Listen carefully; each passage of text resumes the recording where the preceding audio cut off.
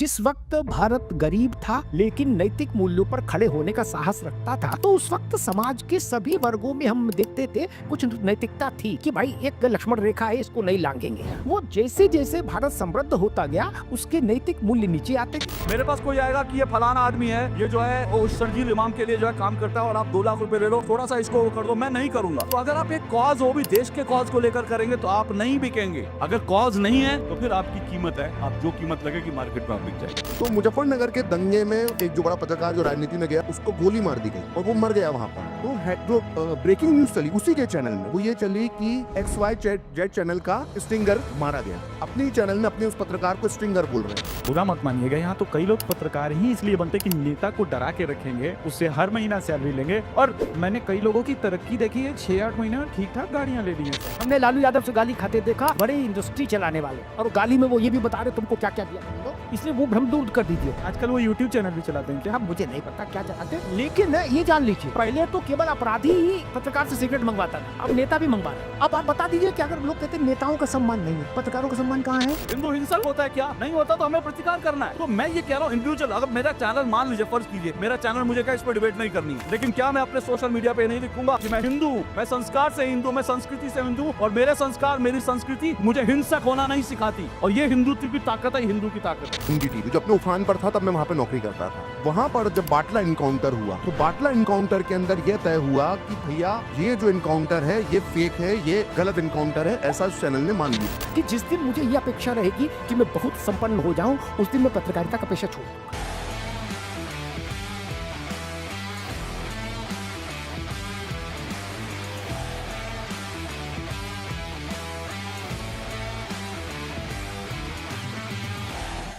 My honor to be here and thank you very much. Let me have the pleasure of shaking you by the hand as a Brit would say. हमारे साथ आदरणीय Amitabh Agnihotri sir जुड़े हैं, Ashok Srivastava sir जुड़े हैं और प्रखर Srivastava sir जुड़े हैं। इंट्रोडक्शन मैं दूंगा नहीं, आप सब जानते हैं इन लोगों का काम। और मुझ जैसे एक यूट्यूबर के लिए द अभिषेक तिवारी शो मैं होस्ट करता हूँ अपने चैनल पे, मुझे समझ में नहीं आ रहा कि इन लोगों को मैं कैसे होस्ट करूं। इतने किस्से हैं, लेकिन जो टॉपिक है वो बड़ा मेरा फेवरेट टॉपिक है, क्या मीडिया बिकाऊ है। लेकिन मैं इसको थोड़ा सा परिवर्तित करूंगा, क्या मीडिया सिंस इंडिपेंडेंस बिकाऊ रही है या 2014 के बाद रही है। सबसे पहले अमिताभ सर से पूछूंगा, अमिताभ सर ये जो मीडिया की परिभाषा है या एक जो परसेप्शन आम जनमानस के अंदर है, नहीं मीडिया चौथा स्तंभ तो बर्बाद है, गिरा हुआ है, या इंडिविजुअल की पहचान नहीं है। मैं आपके अनुभव के थ्रू जानना चाहता हूँ कि क्या वास्तव में मीडिया शुरू से ही ऐसा रहा है जो अभी जो स्वरूप दिखता है, या आपकी आंखों के सामने धीरे धीरे बदला है, या उसमें बाहुबल, पैसा या लीडरशिप, नेतृत्व का भी प्रभाव अब ज़्यादा दिखता है? मुझे लगता है कि जो सामाजिक स्थिति होती है जिस दौर की, उस स्थिति से उस दौर की सभी चीजें प्रभावित होती हैं। एक ही टकसाल से मास्टर आ रहा है, सिपाही निकल रहा है, जूनियर इंजीनियर निकल रहा है, उसी से लेखपाल पटवारी निकल रहा है, उसी टकसाल से पत्रकार आ रहा है। समाज तो एक ही है, एक कालखंड में। तो सामाजिक अवमूल्यन जो है ना, वो हर विधा को प्रभावित करता है। उसने पत्रकारिता को भी प्रभावित किया, इससे इनकार नहीं किया जा सकता। जिस वक्त भारत गरीब था लेकिन नैतिक मूल्यों पर खड़े होने का साहस रखता था, तो उस वक्त समाज के सभी वर्गों में हम देखते थे कुछ नैतिकता थी कि भाई एक लक्ष्मण रेखा है, इसको नहीं लांघेंगे। वो जैसे जैसे भारत समृद्ध होता गया उसके नैतिक मूल्य नीचे आते गए। तो वो हर दृष्टि से आए, हर कोण पर आए, हर आयाम पर आए। उसी का हिस्सा मीडिया है। मैं ये नहीं कहूँगा कि बाकी सब पाक साफ रहे, साथ में आसमान पर पवित्र है, आबे जमजम है और मीडिया पतित हो गया, ऐसा मैं नहीं कहूँगा ना। मैं अनवांटेड निंदा में भी रस नहीं लेता ना। जैसी परिस्थितियां समाज की हैं वैसी ही इसकी। और दूसरी एक जो बड़ी बात वो है कि मीडिया से जब आप ये अपेक्षा करते हैं, सांसदों की तनख्वाहें जब बढ़ाई गई, हम लोगों ने 30-40 साल के अपने अनुभव में देखा, तो तर्क दिया गया कि भाई सांसद को पैसा ठीक दो ताकि वो क्षेत्र की सेवा कर पाए और दंड फंद में कम लगे। हालांकि उसके बाद भी लग रहे हैं, लेकिन कभी ये नहीं सोचा गया कि जो जिले में आप अशोक श्रीवास्तव को, अमिताभ अग्निहोत्री को, प्रखर को मत देखिए, क्या हमको वो या वो 90 के दौर को देखिए, क्या आज तनख्वाही ठीक हुई है क्या? तब क्या तनख्वाही थी मेरी? जब मैं पहली तनख्वाह मिली तो 1200 रुपया मिली, और मैं आईआईएम छोड़कर आया था। ऐसा नहीं कि शादी के लिए पत्रकार हो गया था, कि शादी नहीं हो रही तो पत्रकार हो जाए, ना, आईआईएम छोड़कर आया, तब 1200 रुपया मिला। तो ये पेशा कुछ त्याग तो मांगता है। मैं कहूंगा कि जो घर फूके, आप कबीर ने कहा कि जो घर फूके लो चले हमारे साथ। अगर आपको वैभव चाहिए, बड़ी गाड़ी चाहिए, फार्म हाउस चाहिए और पेंट हाउस और कैसे कौन कौन से हाउस है वो चाहिए, तो किसी पार्टी में शामिल हो जाइए, भाजपा, कांग्रेस, सपा, बसपा, लोकदल, जनता दल, चाहे जिसमें, सब में भरपूर फसल काटने की आज़ादी है। ठीक, बढ़िया गाड़ी हो जाएगी, राष्ट्रवादी रहिए चाहे वामपंथी रहिए, उससे कोई फर्क नहीं। सारे पंथों में गंगा बह रही है, आनंद लीजिए। या प्रॉपर्टी डीलिंग का काम करने लगी, वो भी अच्छा काम है, उसमें भी कॉलोनी काटिए। ठीक, लेकिन अगर पत्रकारिता करनी है, अभी हम लोग दूसरे मंच पर जब थे तो अशोक ने एक बात कही कि भाई पत्रकारों की आर्थिक संपत्ति की जांच होनी चाहिए। बात ठीक है, जांच हो नहीं हो अलग विषय, लेकिन पत्रकार जिस दिन मुझको ये रहती, मैं अपने निजी जीवन से कहता हूं कि जिस दिन मुझे ये अपेक्षा रहेगी कि मैं बहुत संपन्न हो जाऊं, उस दिन मैं पत्रकारिता का पेशा छोड़ दूंगा। जिन पेशों में ईमानदारी से संपन्नता है वो काम करूंगा, मेरे अंदर योग्यता है, क्षमता है। मैं समोसा भी बेचूंगा तो औरों से बेहतर बेच लूंगा, तो क्या दिक्कत है? लेकिन मैं पत्रकारिता में रहते हुए दूसरा काम नहीं करूंगा, ये ठीक नहीं। ये नैतिक मूल्य ना कोई थोप सकता है, ना इंजेक्ट किए जा सकते हैं। ऐसा कोई इंजेक्शन बने ही नहीं। कोरोना का टीका बन गया, इसका टीका नहीं बना कि नैतिकता आप डाल देंगे। आदमी बेईमान है तो फिर वो चतुर्दिक बेईमान है भाई। वो जो काम करेगा उसमें घपला करेगा, चाहे पत्रकारिता करे और चाहे पुलिस में सिपाही बने। इसलिए मुझे लगता है कि सत्ता किसी भी दौर की रही हो, हम लोग जब चैतन्य हो रहे थे तो इमरजेंसी की छाया का समय था देश में, फिर उसका उतार हुआ, मुरारजी की सरकार आई। सत्ता कैसी भी रही हो, हर सत्ता का एक मन होता है कि मीडिया को दबा के रखो। मेरी जैसी खरी बात कोई नहीं कहेगा, कोई इधर की कहेगा, कोई उधर की कहेगा, कोई इधर गाली दे, कोई उधर। मैं किसी को गाली दे तो बीच में खड़ा हूं। इंदिरा गांधी की सरकार चाहती थी कि जो कुछ छपे, जो कुछ बोला जाए, तब और तो कहीं बोले नहीं जाता था दूरदर्शन के अलावा, है रेडियो के अलावा, तो वो हमारे नियंत्रण से ओके होके जाए, संजय गांधी उसको अप्रूव करे। वैसी थेतरई दूसरे नहीं करते, वो एक्सट्रीम की थेतरई थी, ऐतिहासिक थेतरई थी। लेकिन थेतरई हर सरकार में है, हर सरकार में है, और हर सरकार चाहती है, जो रूलिंग एस्टेब्लिशमेंट होता है, कि भाई हमारी बात थोड़ी सी अच्छे से चले और ज्यादा चले। और स्वाभाविक है, जब आपने पत्रकारिता के लिए कोई आर्थिक स्वायत्तता का, स्वतंत्रता का ढांचा ही भारत में विकसित नहीं किया, तो आप कैसे अपेक्षा करते हैं चढ़ जा बेटा सूली पर भला करेंगे राम? उसका क्या होगा? दिल्ली में ही पत्रकारिता नहीं हो रही भाई, चामू में भी हो रही है, श्रीगंगानगर में भी हो रही है। उन लोगों से पूछी जाके पत्रकारिता का मतलब क्या है, कितना कष्ट झेल रहे हैं, और उनको कोई गोली मार दे तो उनके उस पर कोई लड़ने वाला नहीं, संघर्ष करने वाला नहीं। उनके चैनल में खबर नहीं चलेगी, उनके अखबार में खबर नहीं छपेगी। अभी अशोक बता तो रहे थे कि अशोक ने जब वो वहां का प्रेस क्लब पर विरोध प्रदर्शन किया तो 10 आदमी नहीं आए। तो गरीब पत्रकार कैसे लड़े? आप उससे कैसे अपेक्षा करते हो कि बेटा भगत सिंह हो जा? उसके बच्चे क्या करेंगे? ये बड़ी समस्याएं हैं। या तो समाज पत्रकारिता को वित्तीय सहयोग की कोई योजना समाज से आए, वित्तीय सहयोग कारपोरेट से, सरकार से आएगा तो उनका दखल रहेगा। कुछ लोग मान लेते, कुछ लोग नहीं मानते, थितरई करते, लेकिन सच्चाई ये दखल रहेगा। भैया जो पैसा देगा वो अपनी चलाएगा। आईएमएफ से लोन लेगी सरकार तो आईएमएफ की शर्तें मानेगी, खुले में मानो और चाहे अंधेरे में मानो। जैसे ये कमरा है ना, इसमें अंधेरे में दिखाई नहीं देगा, अंडर टेबल हम लोग कुछ भी कर ले क्या, या उजाले में मांगो, हाँ, नहीं तो फोकस भी डिफोकस हो जाता है। लेकिन ऐसा नहीं हो सकता कि पैसा भी उधार ले लो और शर्त भी ना मानो। पैसा लोगे तो शर्त माननी पड़ेगी। अशोक सर, 22 वर्षों से आप दूरदर्शन में काम कर रहे हैं और इस पर डायरेक्टली कहूँ कि सरकार का पहले तो कंप्लीटली नियंत्रण होता था।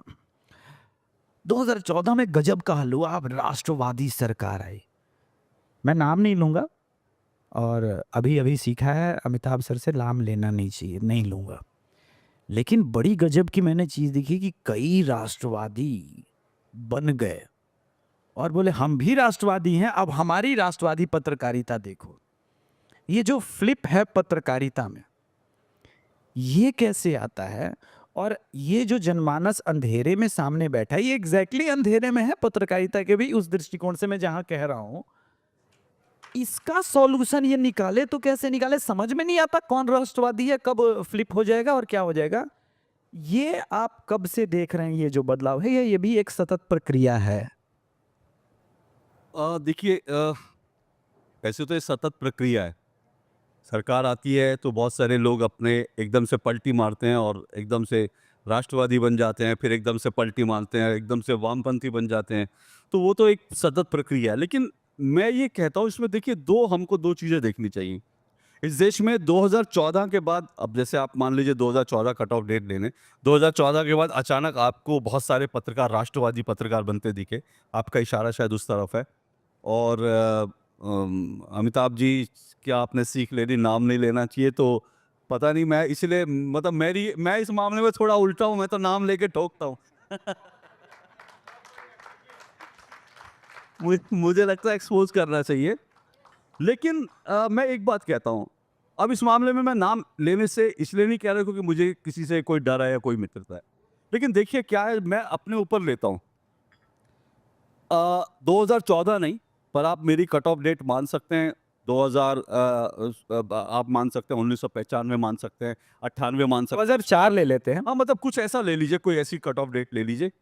मैं खुद भी जो है बहुत बदला हूँ। तो मैं कैसे, अगर जो बदले हैं, मैं तो 2014 के बाद नहीं बदला, लेकिन 2014 के बाद बदले तो मैं उनकी इंटेंशन पर तब तक शक नहीं कर सकता जब तक कि मुझे सामने से अवसर ना मिले उनकी इंटेंशन बदलते दिखने का। मैंने कहा मैं खुद बदला हूँ, इसलिए मैं आपको ये बताऊं, मैं सचमुच जो है, मैं मंदिर नहीं जाता था। अब भी मैं मानता हूँ कड़-कड़ में भगवान है, लेकिन मैं मंदिर नहीं जाता था। मुझे भगवा देख के जो है चिढ़ होती थी। मुझे लगता था हर भगवाधारी जो है वो कोई ना कोई चोर उचक्का है, क्योंकि हमारे मन में ये भर दिया गया था, खास करके बॉलीवुड की फिल्में, ये सब देख कर भगवा। लेकिन धीरे धीरे मेरी भी आंखें खुली, मुझे समझ में आया कि भगवा का क्या इंपॉर्टेंस है। मुझे समझ में आया हिंदुत्व, मैं भी सेकुलर था ना एक टाइम में, कॉलेज में तो हम भी सेकुलर होते थे। हमको लगता था हर व्यक्ति बराबर है और जो है सेकुलरिज्म जरूरी है। तो मैं खुद भी बदला हूं। तो मुझे नहीं मालूम 2012 के बाद इस देश में देश को लेकर, नेशनलिज्म को लेकर के एक लहर आई। अब उस लहर में बहुत सारे लोग जो हैं आ गए। अब कुछ उस लहर में तो आ गए इसलिए कि जो सचमुच महसूस कर रहे थे, कुछ किसी का पोंछा पकड़ कर आ गए, उनको लगा कि अब ये बैतरनी जो है ये मोदी काल है, तो मोदी काल में हम तर जाएंगे। लेकिन आप, अभी भी मैं कह रहा हूँ क्योंकि मैं किसी निष्कर्ष पे नहीं पहुंचा हूँ, लेकिन आप लोग सब जो है, बिकॉज हम लोग चैनल में हैं, हमको अपने अपने चैनल के अलावा दूसरे चैनल देखने का बहुत कम मौका मिलता है।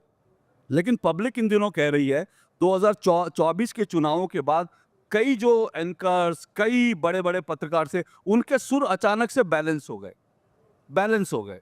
अब जो कल तक तो बिल्कुल एक तरफा थे, आज अगर बैलेंस हो गए तो समझ लीजिए वो पलटू मार हैं। अब इसमें कुछ हद तक तो मजबूरी भी होती है, ठीक है, कुछ हद तक मजबूरी होती है क्योंकि चैनल की एक पॉलिसी होती है। लेकिन मुझे लगता है कि इसके अलावा आपकी अपनी स्टैंडिंग बड़ी इंपॉर्टेंट होती है। लेकिन एक चीज़ जो आपने अमिताभ जी से सवाल पूछा था, उस सवाल को मैं आगे बढ़ाता हूँ एक चीज़ और, क्योंकि ये सवाल इससे भी जुड़ा है कि भाई पैसा, इसमें इंपॉर्टेंस क्या है। तो देखिए, हिंदुस्तान के बारे में मोटे तौर पर एक आम धारणा है कि हिंदुस्तान, हमारे डीएनए में करप्शन आ गया है, ठीक है ना। हम किसी पत्रकार से उम्मीद करें वो बड़ा ईमानदार हो, उसके डीएनए में करप्शन आ गया। क्या जब नोटबंदी लागू हुई तो जितने बैंकर्स थे सबने करोड़ों कमा लिए। हाँ। उनको मौका लगा, उन्होंने करोड़ों कमा लिए। उनको लगा पता नहीं ऐसा मौका मिले ना मिले। उसके बाद जब कोरोना आया तो जितने जो केमिस्ट थे, जितने डॉक्टर्स थे, जिनके होटल थे, जिनके हॉस्पिटल थे, सबने करोड़ों कमा लिए। तो हर आदमी मौके का इंतजार करता है। कहते हैं हिंदुस्तानियों के बारे में कि एक आदमी तब तक ईमानदार है जब तक उसको करप्शन करने का मौका नहीं मिला। तो ये तो बात उसकी है। लेकिन मैं एक बात ये मानता हूं, यहां पर मैं थोड़ा सा मानता हूं, देखिए करप्शन हर जगह है, लेकिन क्या सीमा पर खड़ा सिपाही जो है जितने सीमा पे सिपाही खड़े हैं, मान लीजिए कि एक चौकी पर 25 सिपाही हैं, क्या वो 25 के 25 करप्ट होंगे? आप उनको कभी आजमाइए, आप उनको कहिए कि भैया सामने से गोली आएगी, तुम भाग जाना, ठीक है, हम तुम्हें 1 लाख रुपए दे देंगे। मैं दावे के साथ कहता हूं कि उन 25 में से हो सकता है एक तो निकल जाए ऐसा जो भाग जाए, बाकी 24 वहां डटे रहेंगे 1 लाख के लिए नहीं। क्यों? क्योंकि वो एक कॉज के लिए काम कर रहे हैं, कॉज के लिए। और अगर पत्रकारिता में भी अगर मैं एक कॉज के लिए कर रहा हूं, अगर मैं ये कह रहा हूं कि मुझे पत्रकारिता इसलिए करनी है क्योंकि मुझे इस देश को सुरक्षित रखना है, तो मैं नहीं बिकूंगा, क्योंकि मुझे इस देश की चिंता है। अगर मुझे कोई आकर, अगर आपको कोई आकर कहे कि मैं अभिषेक जी आपको 1 लाख रुपए दूंगा, एक खालिस्तानी का पॉडकास्ट कर दीजिए, आप कहेंगे मैं नहीं करूंगा। मेरे पास कोई आएगा कि ये फलाना आदमी है, ये जो है वो शर्जील इमाम के लिए जो है काम करता है और आप 2 लाख रुपए ले लो, थोड़ा सा इसको वो कर दो, मैं नहीं करूंगा। तो अगर आप एक कॉज, वो भी देश के कॉज को लेकर करेंगे, तो आप नहीं बिकेंगे। अगर कॉज नहीं है तो फिर आपकी कीमत है, आप जो कीमत लगेगी मार्केट में आप बिक जाएंगे। बड़ा अच्छा क्लियर डिफाइन किया वैचारिक प्रतिबद्धता और व्यावसायिक व्यवधान। मैं थोड़ा इस फाइनेंशियल टर्म को व्यावसायिक व्यवधान बोल देता हूँ। प्रखर सर, आपसे भी क्वेश्चन वही है, बिका हुआ मीडिया, लेकिन यहाँ पर थोड़ा सा परिवर्तन है। एक मीडिया पर्सन है, वह आज अच्छा न्यूट्रल पत्रकार स्वयं को बताता है, कल को एक पार्टी ज्वाइन कर लेता है, XYZ। सोचिए कोई आम पार्टी है, साधारण पार्टी है, वो ज्वाइन कर लेता है, हो सकता है राइज पर हो, और फिर उसके बाद वापस कहता है कि अब मैं वापस, चूंकि मेरी पार्टी में दाल नहीं गली, पार्टी में शायद सोच रहा था राज्यसभा मिल जाता, नहीं मिला, तो मैं वापस पत्रकार बनता हूँ।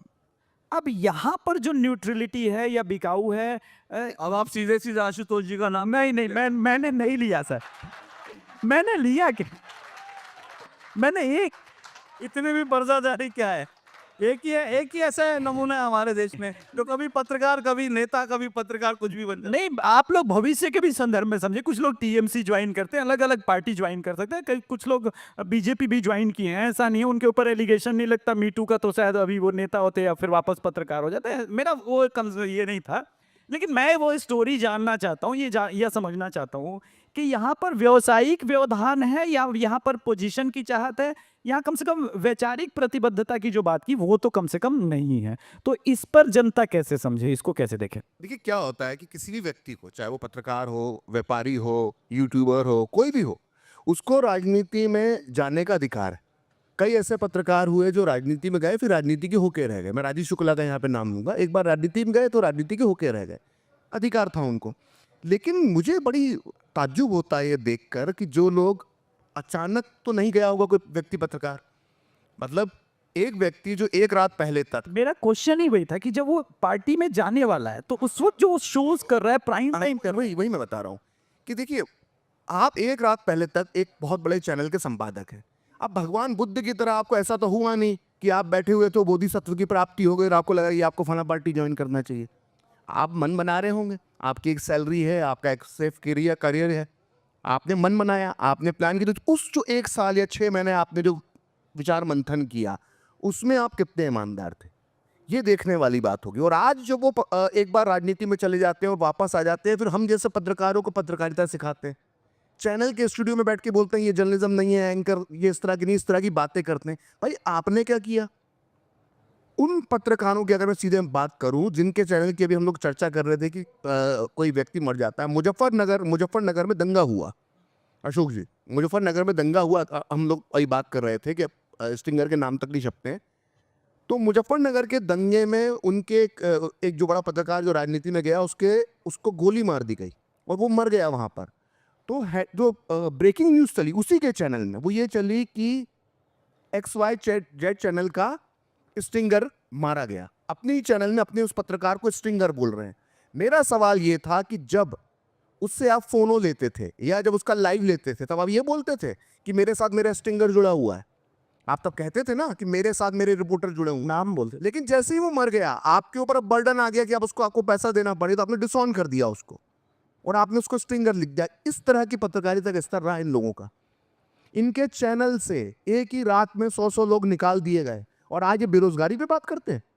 टीवी पे बैठ के संपादक के तौर पर तुम्हारी हस्ताक्षर से 100 पत्रकारों की नौकरी गई और उसके बाद बैठकर राजनीति करते चले गए और वापस पत्रकार बन गए और कहते हो कि बेरोजगारी है इस देश के अंदर। किसने लोगों की छटनियाँ की थी अपने चैनल के अंदर? और छटनी का अगर मौका भी था तो क्या छटनी करते वक्त आपने ईमानदारी बरती थी? ये जो तरीके हैं ये गलत तरीके हैं। अब देखिए क्या होता है, एक पत्रकार है, मैं आपको किस्सा बताता हूँ। ये पत्रकारिता कैसी पत्रकारिता करते रहे जो राजनीति में चले गए। भारत के एक बहुत बड़े दलित नेता थे, बहुत बड़े दलित नेता, और मैं कहता हूँ कि डॉक्टर अंबेडकर के बाद उस दलित नेता का नाम मैं मानता हूँ कि सबसे बड़ा दलित नेता वो रहा। उसने एक पत्रकार को थप्पड़ मारा था, एक पत्रकार को थप्पड़ मारा था। आप में से कोई ये नहीं जानता है कि उस पत्रकार को थप्पड़ क्यों मारा था। मैं बताता हूँ क्यों थप्पड़ मारा था, अंदर की कहानी। देखिए क्या हुआ, अब जो पत्रकारिता पे आज ज्ञान बांटते हैं, कांशी राम जी का आपको इंटरव्यू लेना था या बाइट लेना था, आप पत्रकारों के 10 पत्रकारों की भीड़ पहुंच गई। कांशी, अमिताभ जी जो जानती हैं इस बात को बहुत करीब से, उन्होंने कांशी राम जी की पूरी राजनीति को देखा है। कांशी राम जी का मानना था कि मीडिया उनके प्रति वेंडिक्टिव है, बहुजन समाज पार्टी के प्रति वेंडिक्टिव है, पूर्वाग्रह से ग्रसित है, और मेरा वोटर ना अखबार पढ़ता है ना मेरा वोटर टीवी देखता है। तो भट्टे के भाव नहीं पूछते थे वो पत्रकारों को, तो उन्होंने एक लंबा इंतजार करवा दिया उस दिन पत्रकारों से। तो वो जो महान पत्रकार जो आज टीवी स्टूडियो में बैठ के बड़ा बड़ा ज्ञान बांटता है, उसने उस पार्टी के, कांशीराम जी की जो पार्टी की एक बड़ी दलित महिला के लिए अपशब्द और अश्लील बात की। और इसी समय कांशीराम जी का बाहर निकलना हुआ, और जब उन्होंने देखा कि मेरी पार्टी की नेता के बारे में इतनी भद्दी और गंदी बात कर रहा है, उन्होंने थप्पड़ मार दिया। तो यह पत्रकारों का स्तर था इन लोगों का जो स्टूडियो में बड़े बड़े ज्ञान बांटते हैं। आप एक दलित महिला नेता के बारे में अश्लील भाषा का इस्तेमाल कर रहे हो, उसके बाद आपको थप्पड़ मारा जाता है, और उस थप्पड़ को बुनाते हुए आज इतने बड़े बन गए हो कि आज हमें पत्रकारिता पर ज्ञान देते हो, राजनीति पे चले जाते हो, फिर पत्रकार बन जाते हो और सिद्धांत गिनाने लगते हो। ये स्तर है इन लोगों का। Fair enough. यहाँ नाम लेने की जरूरत नहीं, नाम लेने की बिल्कुल जरूरत नहीं है। लेकिन अमिताभ अग्निहोत्री सर ने जो क्रांतिकारी बात की थी ना, व्यवसायिक व्यवधान वाला, कि मुझे अगर व्यवसाय या पैसा चाहिए होगा तो मैं पत्रकारिता छोड़ दूंगा। सर, मैं बहुत आपसे उम्र में बहुत कम हूँ, बिहार की धरती से आया हूँ, मैंने उल्टा देखा है सर, बुरा मत मानिएगा। यहाँ तो कई लोग पत्रकार ही इसलिए बनते कि नेता को डरा के रखेंगे, उससे हर महीना सैलरी लेंगे। और मैंने कई लोगों की तरक्की देखी है, 6-8 महीने में ठीक ठाक गाड़ियाँ ले ली हैं सर। तो ये एक आइडियोलॉजिकल करप्शन जो सर बोल रहे थे कि हर युग में रहे, जो अशोक सर बोल रहे थे, ये एक आइडियोलॉजिकल करप्शन है, या इस देश की एक पार्टी का सबसे बड़ा अचीवमेंट ही है ये कि उसने हर कॉमन मैन को करप्ट बना दिया है। भाई देखो, हम तो किताबें तो पढ़ी नहीं, हमने तो लोक जीवन देखा जितना, उतने से मैं समझ सकता हूँ। बाकी लाइक थोड़ा तो आजा भैया, मैंने जितना लोक जीवन देखा है मैं उतने के आधार पर बात कह सकता हूँ। मूल विषय ये है कि पहले तो मैं ये नहीं मानता कि जैसा कह रहे थे ये हमारे सूत्रधार कि अभिषेक के राजनेताओं को डरा के वो दौर चला गया बाबू। अब राजनेताओं की चाकरी करके आप पैसा पैदा कर रहे हैं। डराने को बता दीजिए, किसी का नाम लीजिए, मैं अभी उसकी पोल खोल दूँ। मैं नाम तब भी नहीं लूंगा, लेकिन मैं उतनी बात बता दूंगा जितने में सारे कील काटे बाहर आ जाएंगे। क्या हमने देखी है जन्नत की हकीकत क्या है? दिल को बहलाने के लिए गाली भी ख्याल अच्छा है। क्या हमने संस्थान चलाने वालों को अमर सिंह से गाली खाते देखा, प्रत्यक्ष, गूगल नहीं, बाकी लोगों को गूगल पढ़ना पड़ेगा। क्या हमने लालू यादव से गाली खाते देखा, बड़े इंडस्ट्री चलाने वालों को। क्या और गाली में वो ये भी बता रहे तुमको क्या क्या दिया कमीनो। क्या इसलिए वो भ्रम दूर कर दीजिए। आजकल वो यूट्यूब चैनल भी चलाते हैं क्या? अब मुझे नहीं पता क्या चलाते, लेकिन ये जान लीजिए, पहले तो केवल अपराधी ही पत्रकार से सिगरेट मंगवाता था, अब नेता भी मंगवा रहे हैं। पहले शाहबुद्दीन ही चेलागिरी कराते थे, गए गुड्डू दौड़ जा सिगरेट ले, उर्जी भैया लाए। क्या होता था ना? हाँ, क्या बिहार से हूँ, ये बात तो मैं वेरीफाई कर सकता एक हूँ। बड़े राष्ट्रीय अखबार के पटना के संपादक, उनको 24 घंटे में बिहार छोड़ना पड़ा। वो एक खबर छाप दी है, शाहबुद्दीन के लड़कों ने कहा कि भाई जी छाप दिया, नया आया है संपादक, लगा फोन। क्या बोले, भाई संपादक जी हम बड़ा सम्मान करते हैं पत्रकारों का, लेकिन अपनी बदली करा लीजिए, 24 घंटे में मैं सामान, और दिक्कत हो तुम लड़के भेज दे, वो सब पैक करा देंगे। क्या पहले ये अपराधी ऐसा करते थे, अब एमएलए भी यही कर रहा, पार्षद भी यही कर रहा, गांव में ग्राम प्रधान भी यही कर रहा। क्या यूट्यूब वाला चलाओ, चाहे अखबार चलाओ, चाहे सुलगती चट्टान चलाओ, चाहे धधकती बारूद चलाओ, क्या आन मिलो सजना गुलाबी रातें काले दिन, कोई अखबार चलाओ, कोई नाम रखो, ठीक। धंधा यही है, प्रधान के यहाँ जाओगे 3 दिन चमचागिरी करोगे, तब वो 500 रुपया का विज्ञापन स्वतंत्रता दिवस पे देगा। गलत कह रहे हो अभिषेक बाबू? नहीं बिल्कुल। क्या अब रंगबाजी खत्म हो गई, और अगर ये कोई भ्रम है, कुछ लोग छोटे स्तर पर मक्खन लगा रहे हैं तो छोटा प्रसाद पा रहे हैं।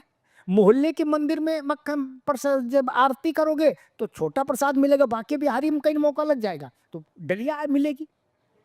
तो जो बड़े नेताओं की चाकरी कर पा रहे हैं, वो गाड़ी बंगला जैसा कह रहे थे कि गाड़ी आ जाती है, गाड़ी क्या, जो इच्छा करियो मन माही, प्रभु प्रताप कछु दुर्लभ नाही। क्या कवन सुकात कठिन जग माही, जो नहीं हो तात तुम पाई। ये धरती पर बैठे भगवान है भैया, क्या। लेकिन अगर कोई पत्रकार आपसे ये कहे कि मैंने ऐसी को झूठ फेंके, तो उसके कान के नीचे एक दीजिएगा। अगर वो ये कहे कि फिर मैंने उनको टाइट कर दिया ना, वो टाइट होके आ रहा है इसलिए ऐसा बोल रहा है। हाँ?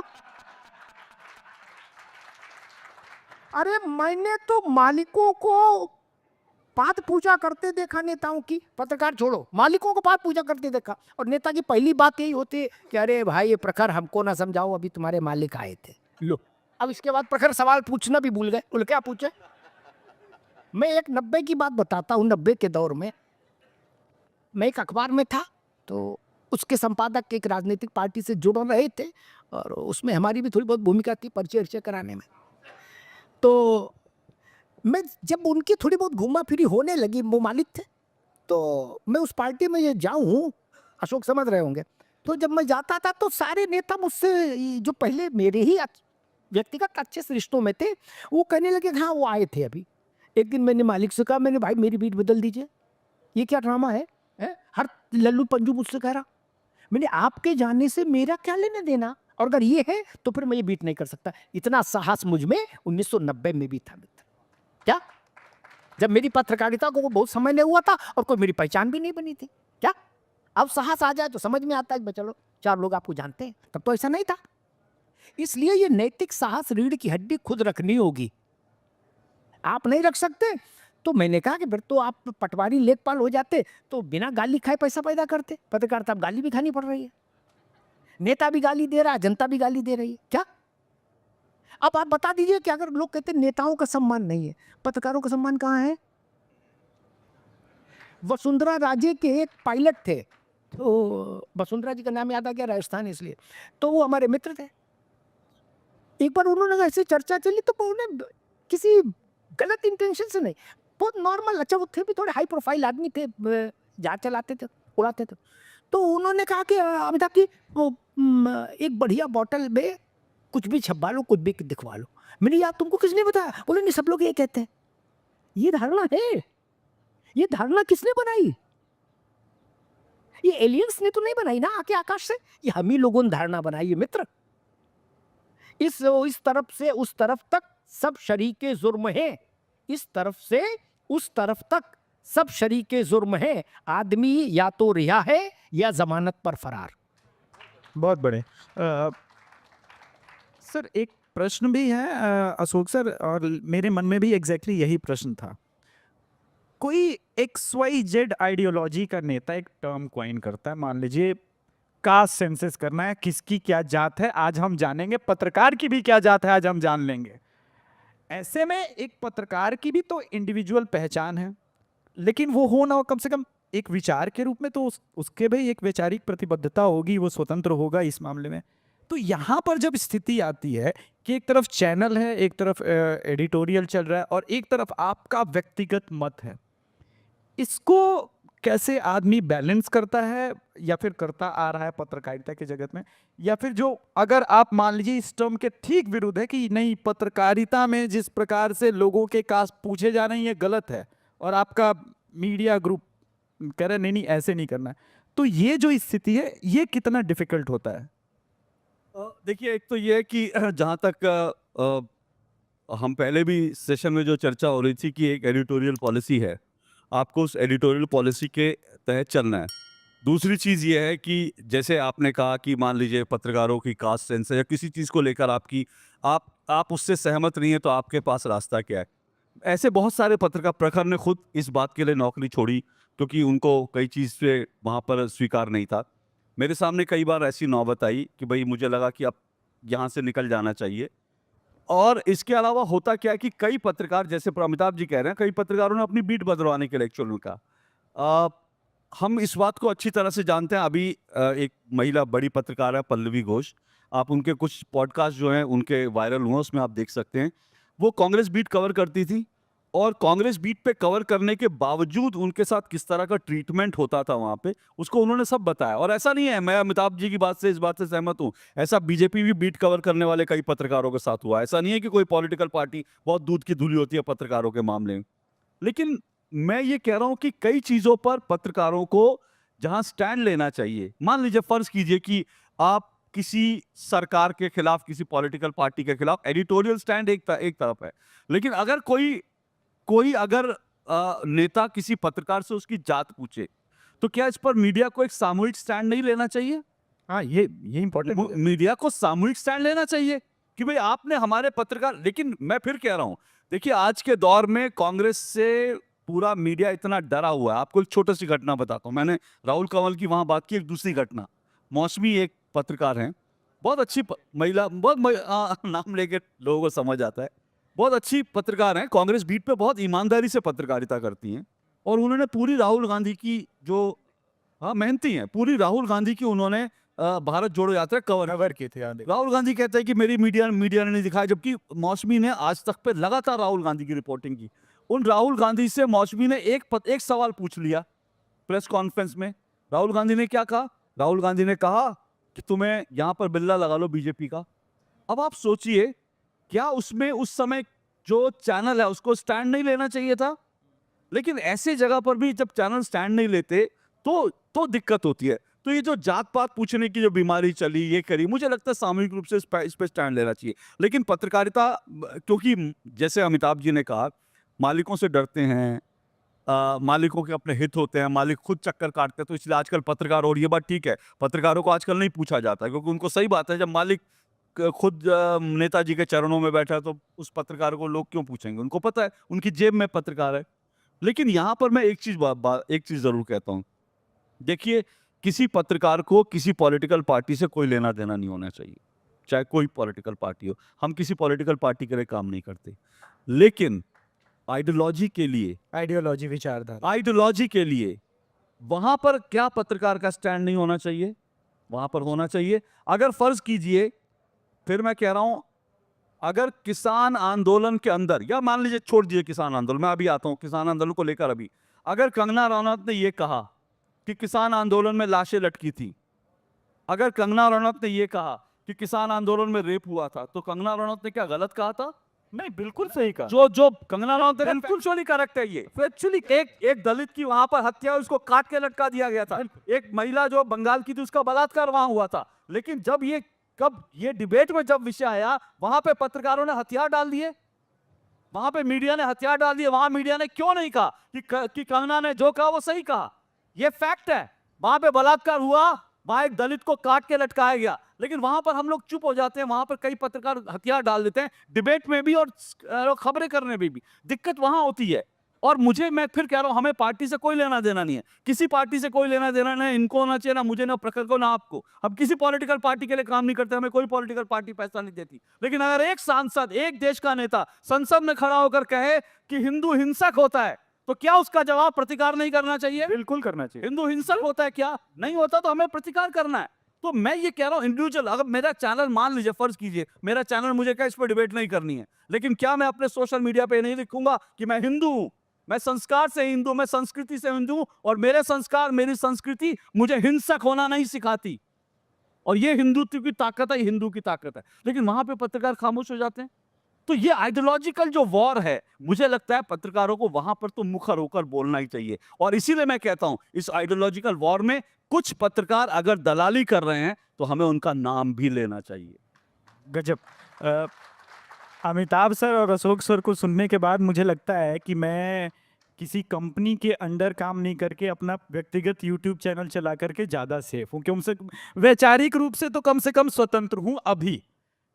लेकिन ये जो बात इन्होंने बोली कि क्या सोशल मीडिया पे पोस्ट नहीं, क्या सोशल मीडिया के आने के बाद पत्रकारों पर और अधिक दबाव है और क्या उनके डबल स्टैंडर्ड एक्सपोज हुए हैं सोशल मीडिया के ऐसे जो ये लोग अंधेरे में बैठे हुए ऐसे लोगों के द्वारा कि आप इस वक्त क्या हैं और ठीक 1 घंटे बाद आप किनके साथ बैठे थे और ये एक बेहतर है चीज़ या अभी जो स्थिति बन रही है फिर वही कि मीडिया बिका हुआ है, जो मैंने टर्म कॉइन जो पूरा सेशन का ये है थीम है, अ, इसमें सबसे बड़ा प्रॉब्लम प्रखर सर ये जो पत्रकार के पास है कि फिर वो अपने वैचारिक प्रतिबद्धता को कैसे प्रकट करे। देखिए सीधी सी बात है, मैं पत्रकारों के परिवार से आता हूँ, मेरे घर में कई पत्रकार हुए। मुझे एक चीज़ जो सिखाई गई, जो मुझे मेरे परिवार से सीख मिली कि नौकरी आपको करना है। मैं जिस समाज से आता हूँ वहाँ पे नौकरी ही मेरे पास ऑप्शन है, तो नौकरी करना है, नौकरी को नौकरी की तरह करो, लेकिन जहाँ राष्ट्र की बात आए वहाँ पर आपको हथियार नहीं टेकना है। ये मुझे बचपन से सीख मिली और मैंने उसको अपने जर्नलिज्म में निभाया। कोई ऐसा महान काम नहीं किया, लेकिन जहाँ-जहाँ मुझे लगा कि ये नहीं करना है। देखिए मैं आपको बताता हूँ, मैं सावरकर को अपना आदर्श मानता हूँ।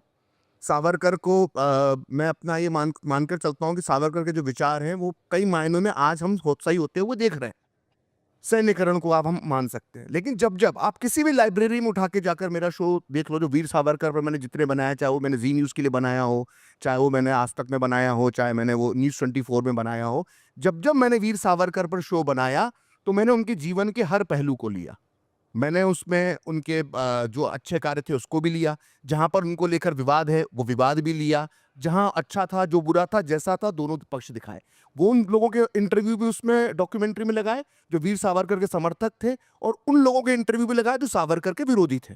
ये मैंने ईमानदारी से काम किया, लेकिन मैं किसी वामपंथी से उम्मीद नहीं करता हूँ, ये साफ कर दूं, क्योंकि वो चैनल है, मैं जब उस पर काम कर रहा हूँ मैं उसी ढंग से दिखाऊंगा। लेकिन जब राष्ट्र की बात आए, मैं आपको अपना एक उदाहरण देना चाहता हूँ। मैं एक बहुत बड़े चैनल में काम करता था जहाँ पे ड्रीम जॉब जिसके बारे में कहते थे कि उस चैनल में काम करना सपना होता है, और वो चैनल का नाम था एनडीटीवी, जो अपने उफान पर था। तब मैं वहाँ पे नौकरी करता था।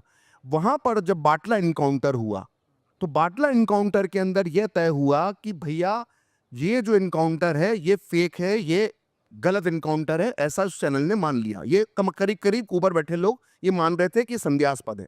मेरा ये मानना था, चूंकि मैं उसके पहले क्राइम हेड रह चुका था एक चैनल के अंदर और दिल्ली पुलिस की कार्यप्रणाली को जानता था, तो मुझे मालूम था कि दिल्ली पुलिस इतनी बेवकूफ नहीं हो सकती है कि जुम्मे के दिन भरी सुबह जाकर वो बाटला में इनकाउंटर करे, वो भी फर्जी। तो जो है वो मोटिवेट सही है, मुझे जो समझ में आ रहा था। लेकिन मेरे चैनल की उस वक्त की पॉलिसी थी कि हम आतंकवादियों के आगे तथाकथित लिखेंगे या कथित लिखेंगे। मैंने इनकार कर दिया, मैं नहीं लिखूंगा, मैं आतंकवादी ही लिखूंगा। तो लेकिन आप एक हद तक वो कर सकते हो, फिर आपको समझ में आने लग जाता है कि आप इस संस्थान में बहुत दिन नहीं चलोगे। मैंने आपको भी पिछले सेशन के अंदर ये जो 2019 का उदाहरण दिया, मोदी जी दूसरी बार चुनाव जीत कर आते हैं, 300 से ऊपर सीट लेकर आते हैं, और सीए आंदोलन जब भारत में होता है तो मैं कहता हूं कि ये दंगाई है, ये दंगाई लिखूंगा मैं इनको, और मेरा चैनल मेरे ऊपर ये दबाव बनाता है कि तुम प्रदर्शनकारी लिखो। मैं आपको बड़ा दिलचस्प एग्जाम्पल देता हूँ। आप सबको याद होगा बरखा दत्त ने 2 लड़कियों को, जामिया की 2 लड़कियों को शीरो कहा था, जिनके पीछे वो लड़के आके छुप गए थे। उसमें से एक लदीदा थी, एक का नाम मैं भूल गया हूँ। तो मुझे, मैं आउटपुट एडिटर था, तो सारे शो की जिम्मेदारी मेरे ऊपर होती थी। तो मेरे संपादक ने बोला कि इन शीरो पे शो बनाना है तुम्हें आधे घंटे का। तो मैंने ठीक है बनाते हैं। तो मैंने उनके दोनों लड़कियों के अकाउंट चेक करना शुरू किए, फेसबुक अकाउंट चेक करना शुरू किया। तो जहां तक मुझे याद है वो लदीदा शेखो उसका नाम था, लदीदा का मैंने फेसबुक अकाउंट चेक करा, तो उसमें उसने एक जगह पे लिखा था कि मैं अली मुस्लियार की प्राउड डॉटर हूं। अली मुस्लियार कौन है, आप में से कितने लोग जानते हैं? खैर अंधेरा है तो अली मुस्लियार जो था, माफ कीजिए सम्मान गलती से दे दिया उस घटिया इंसान को। तो अली मुस्लियार जो नीच व्यक्ति था, उसने मोपला नरसंहार में मुसलमानों का नेतृत्व किया था, और अली मुस्लियार की देख रेख में हजारों हजार हिंदू महिलाओं के बलात्कार हुए, हजारों हजार नायर पुरुषों का नरसंहार किया गया। वो दानव अली मुस्लियार के लिए लदीदा कहती है कि मैं अली मुस्लियार की प्राउड डॉटर हूं, गर्वित बेटी हूं। तो ये बात जब मैंने अपने चैनल हेड को बताई कि मैंने जिसको आप शीरो बनवा रहे हो मुझसे, मेरी टीम से, ये तो अली मुस्लियार को अपना आदर्श मानती है। तो मेरा बॉस पूछता ये अली मुस्लियार कौन है? तो मैंने जो आपको बताया वो मैंने उसको बताया। तो बोले यार तुमने कुछ ज्यादा पढ़ लिख लिए हो तुम। तुमको मालूम है ना, जनता को थोड़ा मालूम, तुम बनाओ। मैंने कि मुझे मालूम है, मुझे मालूम है, इसलिए मैं नहीं बनाऊंगा। वो एक कहानी है ना कि एक गुरुजी होते हैं, उनके 4 शिष्य होते हैं। वो कहते हैं कि एक ये मटका है, इस मटके को ऐसी जगह जाके फोड़ो जहां पर कोई देख ना रहा हो। तो एक पानी के अंदर जाके फोड़ देता है, एक पेड़ पे चढ़ के फोड़ देता है, एक पहाड़ पे जाके फोड़ देता है। एक शिष्य वो मटका लेकर आ जाता है। तो गुरुजी पूछते हैं कि तुमने मटका क्यों नहीं फोड़ा? बोला जहां भी मैं मटका फोड़ने जा रहा था तो वहां मैं खुद तो देख ही रहा था ना। तो मैं एक मानता हूं कि मैं जब जान रहा हूं कि ये अपने आप को अली मुफ्तियार की बेटी मानती है, तो मैं नहीं बनाऊंगा उस पर शो। लेकिन मेरा चैनल एडिटर का कहना है, जो वामपंथी सोच का है, कि भाई तुम ज्यादा पढ़ लिख लियो, बनाओ, किसको क्या मालूम है, हमको तो दिखाना है, हमारे चैनल की पॉलिसी इन सबको, हमें नायिका बनाना है और नायक बनाना है। तो ये जो चीज जब स्थिति आती है तो आप कितने दिन सर्वाइव कर पाओगे? तो मुझे आखिरकार छोड़ना पड़ा। तो ये सब जो होता है, तो आपको या तो देखिए बहुत साफ है, या तो आप देशभक्ति घर पे रख के जाइए, जो अभी सर ने पिछले सेशन में क्या था कि जमीर को जो लॉकर में बंद करके जाओ। ठीक है, हमारा चैनल बोलता है कि चलो ठीक है, हमारे मालिक के किसी उस नेता से संबंध है, कोई नेता चुनाव जीत गया। मैं मानता हूं कि आज तक शायद मैंने बहुत अच्छी डॉक्यूमेंट्री बनाई तो मुलायम सिंह यादव पे बनाई थी। मैं उनकी विचारधारा से कभी सहमत नहीं हुआ, लेकिन मेरे चैनल ने बोला कि भाई, चूंकि उस समय अखिलेश का मुख्यमंत्री बनना तय नहीं था और मुलायम समाजवादी पार्टी बहुमत में आ गई थी, बहुत दिनों बाद बहुमत की सरकार बनी थी यूपी में। मेरे चैनल ने बोला कि यार मुलायम सिंह यादव मुख्यमंत्री बन जाएंगे, शायद कल परसों शपथ ले लेंगे, बढ़िया डॉक्यूमेंट्री बना दो। मैंने मन लगा कि डॉक्यूमेंट्री बनाई, क्योंकि मेरा काम है, मेरा प्रोफेशन है वो। लेकिन मुझसे कोई बोलेगा कि मैं राष्ट्र विरोधी व्यक्ति को महिमा मंडित करूं, तो मैं नहीं करूंगा। मैं आतंकवादी को कथित नहीं लिखूंगा। फिर ये आपको तय करना है, आपको लकीर खींचना है। ठीक ठीक। अमिताभ सर से एक और प्रश्न पूछूंगा, सेशन समाप्त होने का भी टाइम हो रहा है, लेकिन सर जी इन्होंने एक बात बोली कि ये मैं जानता हूँ। एक मान लीजिए कोई आपके पास डिबेट आता है और ऐतिहासिक रूप से जिस जिस पूरी हिस्ट्री को आप जानते हैं, आपने उस पर इन्फैक्ट कर लिया है, तो मैं थोड़ा सा वहीं से बोल, मान लीजिए ज्ञानवापी का आपको इतिहास पूरा पता है और आपके ऊपर ये होता है शो में जाने से पहले, आप खुद भी तो एक बार कहते हो कि नहीं इस शो का तो कंक्लूजन यही निकलेगा कि भाई गलत गिराया था, ये तो आप मान के चलते होंगे। ऐसे में क्या कोई एक्सटर्नल फोर्स या दबाव काम करता है कि इस शो को भी न्यूट्रल रख देना है? ठीक ठीक। मैं ये मतलब 1 2 3 करके कुछ पॉइंटर्स कहूँगा, वो ज़्यादा मुझे लगता है कि समझने के लिए ठीक है। एक तो विषय ये कि आप व्यक्तिगत तौर पर ईमानदार रहिए। ईमानदार शब्द सबसे महत्वपूर्ण है, सारी चीज़ें बाद में, ठीक? आपके ऊपर प्रेशर कम से कम आएंगे, लेकिन बहुत ज़्यादा नहीं आएंगे। जब आप भी माल कूट रहे हो तो आते जाते हर कोई कान के नीचे लगाएगा, क्यों नहीं लगाएगा? माल तो कूट ही रहे हो। लोग कहेंगे, अच्छा उनके लिए नाच सकते हो, हमारे लिए नहीं नाच सकते हो। बोले गुड्डू गिराक मार इसको। हाँ भाई, आप उनके लिए नाच सकते हो, अब हमारी सत्ता, हमारे लिए नाचो। 14 के बाद जो सारे तौलिए भगवा क्यों हो गए? भगवा रंग गायब हो गया, अंग्रेजों क्या, जिसे देखो कर मेरे बाबा संग में थे, हेगड़े बार के साथ चाय पीते थे क्या? अरे भाई 77 में कहाँ थे तुम्हारे बाबा, 75 में क्या? इसलिए ये सब चीजें बाजारी है, ठीक है, इनको उसी तरह से देखिए, इनमें बहुत भावुक भी मत होइए। मूल विषय जो मैंने वहां भी कहा था, राष्ट्र महत्वपूर्ण है क्या? ना गांधी रहे, ना अंबेडकर रहे, ना नेहरू रहे, ना दीनदयाल रहे, ना लोहिया रहे, ना जयप्रकाश रहे, राष्ट्र है, राष्ट्र रहेगा। बात आई ज्ञानवापी की, अयोध्या की, काशी की, मथुरा की। मैंने इतने संस्थानों में काम किया, कभी मेरे ऊपर कोई ऐसा दबाव नहीं आया। मैं एक उदाहरण देता हूँ, बिल्कुल क्लिंचिंग एविडेंस, नहीं तो लोग कहेंगे बड़ी बड़ी बातें करके निकल लिए ना। मैं बता देता हूँ, मैं देश के बहुत बड़े न्यूज़ नेटवर्क, थोड़ा बाइक क्लोज कर लीजिए। हाँ, देश के बहुत बड़े न्यूज़ नेटवर्क में उनका एक क्लस्टर देख रहा था। एक बहुत बड़ी घटना उत्तर प्रदेश में घट गई, कारुणिक घटना, हृदय विदारक घटना। प्रोमो चला, देखिए रात 8 बजे कौन है गुनहगार आदि आदि, वो तो जैसा प्रोमो के जो बच्चे लिखते वो तो बड़ा तड़क भड़क वाला लिखते थे, बिल्कुल एकदम खून उबाल जे टाइप का भाषा होती टीवी की, तो लग गई। अब मेरे पास फोन आना शुरू हुए, कुछ लोग आ गए तो मैं उनसे बिल मिला के जब आया रूम में देखा तो तब तक 7:45 बज भी गया था। बीसीओ मिस्ड कॉल पूरा दफ्तर कह रहा कि आपको फलाना ढूंढ रहे हैं। खैर मेरी बात हुई, अच्छा मेरी बात हुई उनसे जो जिनका कार्यालय मुझे खोज रहा था। मैं उन्होंने जो कहा वो तो छोड़ दीजिए, मैंने क्या कहा, पांडिचेरी नहीं, तमिलनाडु नहीं, उत्तर प्रदेश। क्या जिसकी ही राजसत्ता की हैसियत भारत में प्रधानमंत्री के बाद दूसरी हैसियत होती है। अशोक जी गलत तो नहीं कह रहा? ठीक। मैंने कहा मेरे लिए वो व्यासपीठ है। क्या? या तो बैठूंगा नहीं, अधिकतम ये हो सकता मैं बैठूं नहीं, और बैठूंगा तो वही कहूंगा जो हुआ है। नमस्कार, मैंने अब समय हो गया, अब जा रहा शो में, शो देखिएगा मेरे। लेकिन जब मैं ये बोल रहा था तो ये सोच के ये बोला था कि ऐसा भी हो सकता है कि इन्हीं 3 मिनट के भीतर मेरे फोन पर अगला फोन आ जाए कि आप मत बैठिए। क्या? हाँ, तो मैं गाड़ी लगवाता, घर चले जाता। मैं दफ्तर में आज तक सामान ही नहीं रखा कोई अपना, मैं और मेरा ड्राइवर, चल भैया गाड़ी उठा। क्या? जितना राग फैलाएंगे, जितनी मोह माया फैलाएंगे, जितना आपका टंट घंट होगा, उतनी समस्या न पैदा होगी। और एक बात और कह दूं, ये जो प्रचार है कि नेताओं ने बड़ा परेशान किया, दिस किया, दैट किया, ऐसा भी नहीं है। वही पत्रकार पिटते हैं, दबाव में लिए जाते हैं, ज्यादातर। अपवाद एक आधा और हो सकते हैं जिनका अपना चरित्र संदिग्ध है। मुझसे लोग कहते हैं आप शो में आपकी बात लोग सुन लेते हैं, बाकी किसी चैनल में उलझ जाते हैं, और राष्ट्रीय चैनल वालों को तो सार्वजनिक रूप से उनका सांस्कृतिक अभिनंदन कर देते हैं लोग उन्हीं के शो में, है? बोले आपका विनम्रता पूर्वक झुक जाते हैं। उसके लिए आपको अपना नुकसान सहने की आदत होनी चाहिए। आपके टैंकर भी चलेंगे, आप प्रॉपर्टी का भी काम देख रहे हैं, आप ठेके पत्ती में भी हैं, क्या?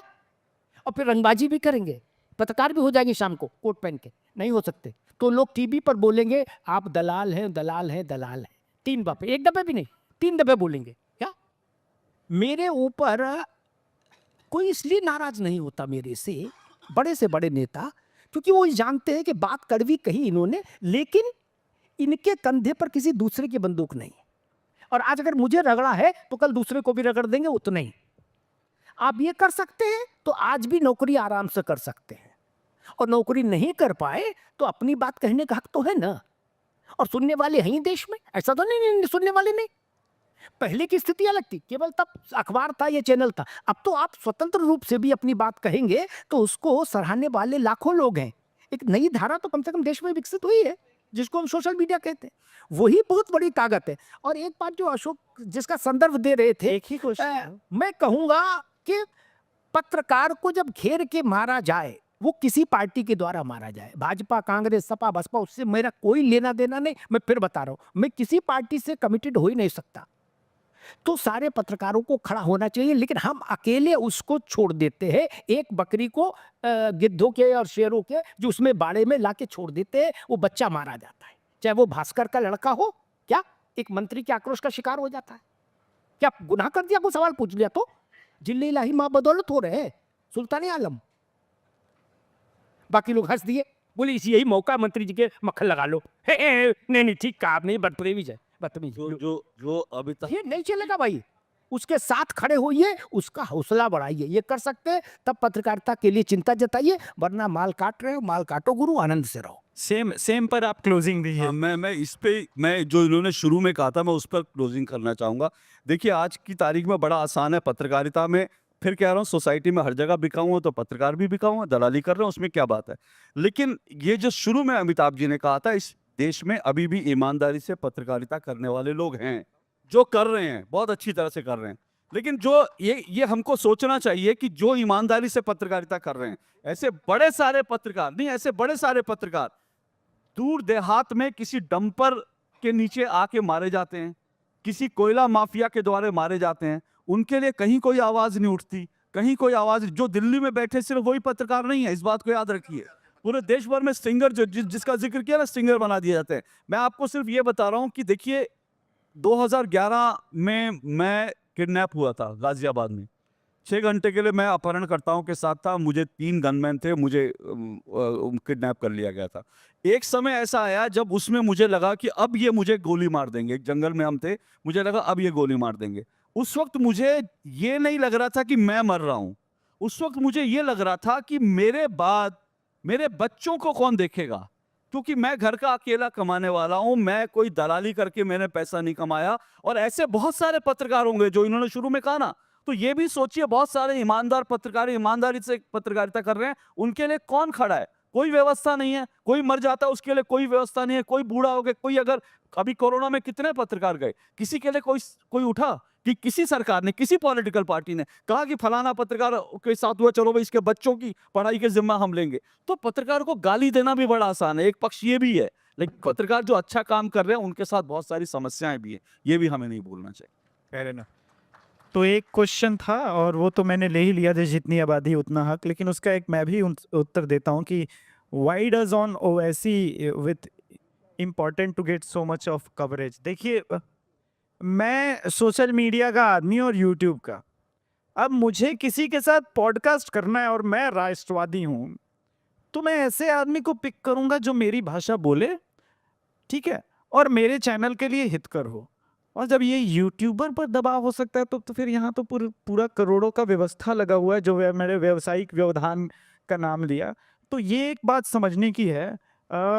एक सीए विजय कुमार जी का प्रश्न है, हर घटना में हर घटना सांप्रदायिक समुदाय विशेष वाली शब्दावली आखिर कब तक? ये समुदाय विशेष जो टर्म कॉइन किया हुआ है मीडिया का, प्रखर सर, ये कब तक चलेगी? अब मुझे लगता है कि हाँ, इसका आप उत्तर दे दीजिए और इन्हीं को बेस्ट क्वेश्चन का भी अवार्ड देंगे। मैं इस सवाल से सहमत नहीं हूँ। ये कभी एक दौर के अंदर चलता था और ये खासकर 2002 के जो गुजरात दंगे थे उसके पहले तक ये समुदाय विशेष वर्ग विशेष चलता था। अब तो ज़्यादातर बहुत खुलकर सामने आ जाता है कि किसने सबसे पहले पत्थर फेंके, किसने क्या प्रतिकार किया।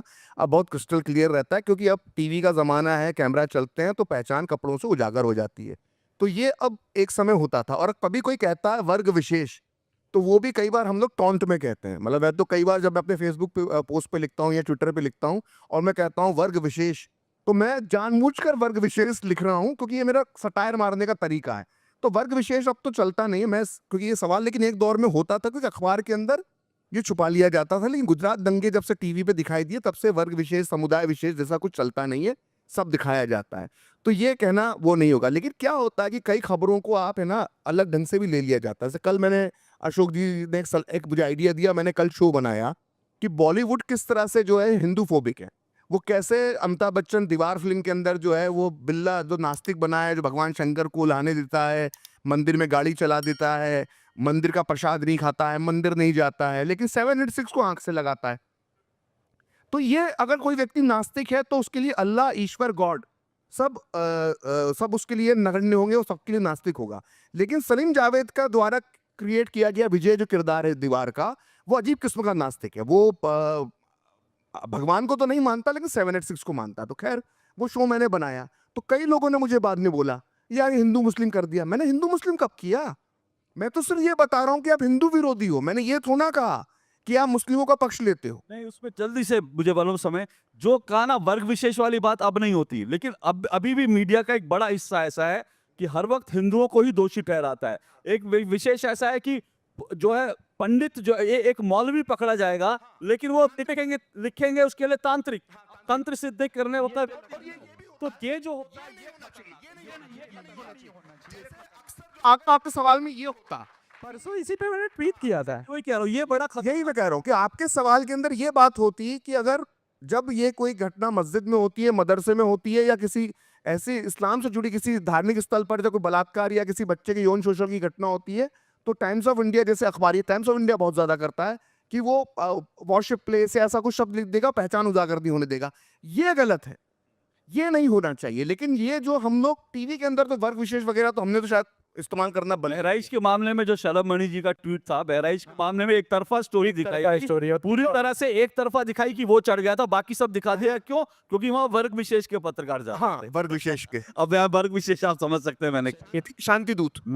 चलिए, पत्रकारिता में अभी तक जात सुनते थे, अब वैसे मेरे फेवरेट कैरेक्टर हैं वो जात वाले। कौन जात हो जी हैं? बहरहाल शो के समापन का समय हो गया है। अशोक सर बहुत बहुत आभार, अमिताभ सर बहुत बहुत आभार, प्रखर सर, और मुझ जैसे यूट्यूबर को बहुत कुछ सीखने को मिलता है। और अमिताभ सर, एक ऑनेस्ट बात बताओ, ये बार बार यूट्यूबर मत बोला करो, यूट्यूबर ही असली पत्रकार। भैया हम सबका भविष्य भी वही होगा। नहीं, लेकिन मैं जेन्युइनली बोलता हूँ, जिन 3 लोगों के साथ आज मैंने ये शो होस्ट किया है, मैं सच में आप लोग का फैन हूँ सर। हाथों के फैन है आप। जहाँ तक है नहीं ठीक है। हाँ, अब जो मैंने प्रश्न बोला था सीए विजय कुमार जी, मनीष ठाकुर जी का किताब है पत्रकारिता का काला अध्याय, मेरी भी बड़ी फेवरेट किताब है ये। आप ज़रूर, आपको मिल रहा है तो पढ़िएगा, बड़ा मज़ा आएगा ये पढ़ के आपको।